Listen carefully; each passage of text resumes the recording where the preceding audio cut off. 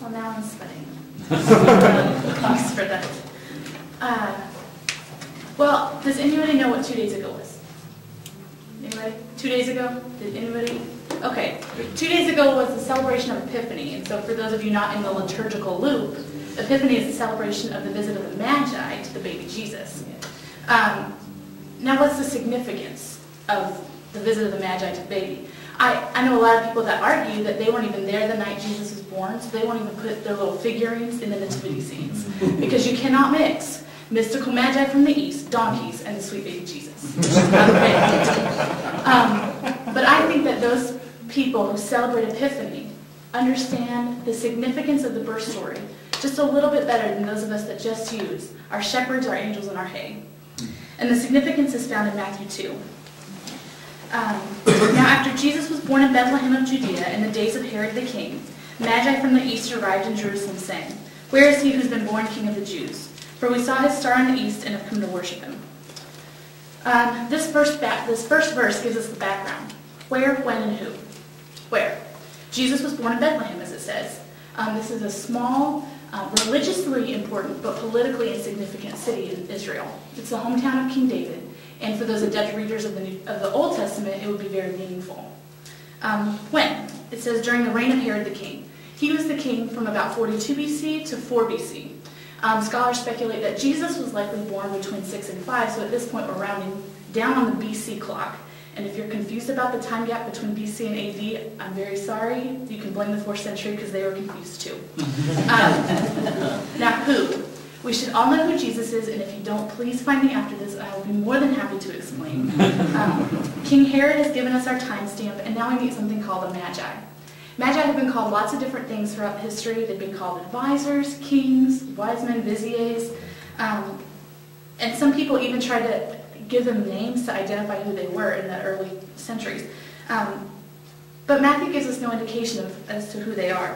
They're just plural of them, as in more than one. And they're from the east. Now, from where I live, Kentucky's to the east. But so is Idaho, and we know there's a big gap between Idaho and Kentucky. And we would assume that east of Israel will be somewhere on the Asian continent. But like the gap between Idaho and Kentucky, it's a much wider gap in Asia. And the point is not to get down in the who or the what, but the why. And that's what Matthew says here in verse 2. "Where is he who has been born King of the Jews, for we saw his star in the east and come to worship him?" These mysterious chaps saw something in the heavens that caught their attention. Because it's highly historically plausible they were astronomers or astrologers of some sort. They were likely watching and waiting for something to appear. I don't know if anybody else is familiar with the night of August 12th, but it's one of my favorite nights of the year. For whatever reason unknown to me, there's a meteor shower that peaks on this night. And with the naked eye, you can see up to 80 meteors an hour on clear nights. Now, again, I live in Seattle, so it's very rainy and overcast all the time, so I rarely get to see it, but when I do, it's been awesome. And I'm not a scientist, even if I was president of the astronomy club in high school. Thank you very much. But these Magi, they probably were scientists, or at least they were very familiar with the heavens, and they would notice the patterns. If there was a new star, wouldn't you think they would think, "Oh, I wonder what that's there for"? And I'm not very bright, but contrary to what you have said.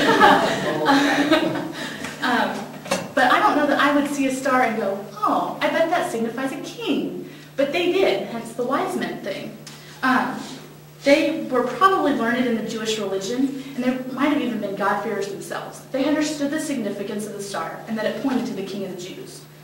So the question is raised then, why did these Eastern Gentile astronomers come to worship the King of the Jews?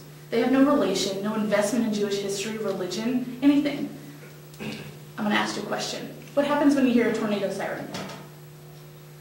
You can Get scared. You get scared. Do you do something in response to it? Hide. Go to the basement. Hide, basement. If you're me and you hear a tornado siren, you get your tornado flashlight, which is about this big, and you go cry in the bathtub. That's my response. If we were to play the Star Spangled Banner, what would we all do right now? Stand. And if I were to sneeze, what would everyone in here say? Exactly.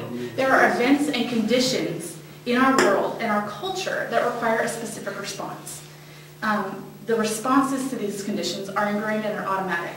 And that's what the wise men were doing. They were doing the natural and automatic response associated with such an event. Their response was traveling a great distance to find the king. But it's not that easy. So we have Herod coming in verse 3. When Herod the king heard this, he was troubled, and all Jerusalem with him. To say that Herod was troubled would be like saying Billy Graham likes evangelizing. Herod was extremely troubled. Imagine you're here with me for just a second. You've had to climb and fight your way to the top of the governmental ladder. You've killed off everyone that comes in your way. No one likes you, respects you. And he was partially Jewish himself. He'd heard the prophecies about the king of the Jews to come. He knew that if this king came, Herod would be out of a job. And strange, it says that his kingdom was troubled as well. Now this can be taken any number of ways, and I'm not going to sit here and try to tell you what it means, because there are people smarter than me that haven't figured it out. But I will tell you that Herod, nor the kings, nor the people of Israel responded the right way to the news. But Herod wants to get his facts straight first.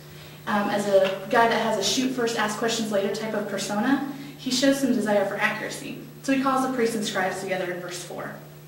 Gathering together all the chief priests and scribes of the people, he inquired of them where the Messiah was to be born. They said to him, in Bethlehem of Judea, for this is what has been written by the prophet. And you, Bethlehem, land of Judah, are by no means least among the leaders of Judah, for out of you shall come forth a ruler who will shepherd my people Israel. He may have been crazy, but he was no dummy. He knew who to ask to get the most accurate answer. So he asked the priests and the scribes. And priests and scribes were to Jewish people what George Lucas is to Star Wars fans. Thank you. That took me 4 days to come up with. He knew where to find the answer, and the answer to his question is found in the scriptures.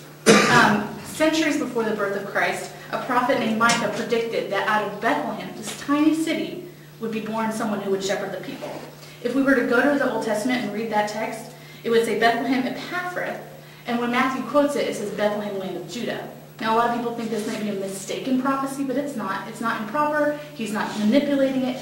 Matthew is clarifying Micah's prophecy, that indeed it is in Bethlehem, this place that is still there and that was there centuries before. The Messiah will be born there. So now Herod, can you imagine that he feels any better about this? No. He knows the prophecy is true. It's come true in his backyard. So he does what any crazy king would do. He swirls his sinister mustache and schemes. Okay. So verse 7. Herod secretly calls the Magi and determined from them the exact time the star would be born. He sent them to Bethlehem and said, go search carefully for the child, and when you have found him, report to me so that I too may come and worship him. Now, Herod's a bit kooky, but I picture him with a Boris and Natasha flavor. From Rocky and Bullwinkle, come on, guys. I'm trying here. He knows the proper response calls for the action of worship, but he doesn't want to lose his kingdom, so he has to find Jesus under the guise of worship.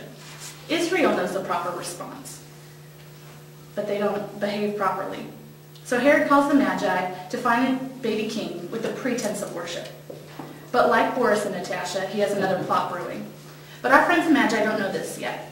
So in verse 9, after hearing the king, they went their way, and the star which they had seen in the east went on before them until it came to the place and stood over the place where the child was. When they saw the star, they rejoiced exceedingly with great joy. After coming to the house, they saw the child with Mary his mother, and they fell to the ground and worshipped him. Then opening their treasures, they presented to him gifts of gold, frankincense, and myrrh. These Eastern, non-Jewish wise men do what they know is expected of them, not just from Herod, but of the situation.